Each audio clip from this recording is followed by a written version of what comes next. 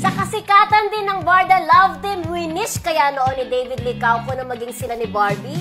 At para naman kay Barbie, kung hindi sila ni Jack Roberto sa totoong buhay, may chance kayang maging sila ni David? Roll VTR. Madali siguro ang magiging trabaho namin as love team kung kami talaga sa totoong buhay. Pero siguro malaking bagay kasi na we've built this very strong friendship within the love team, within the partnership.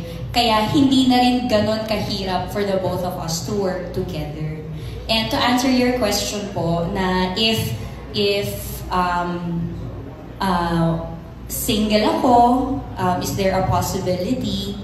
Sinong makakapagsabi, hindi ba? Siguro, ask me again when we get there.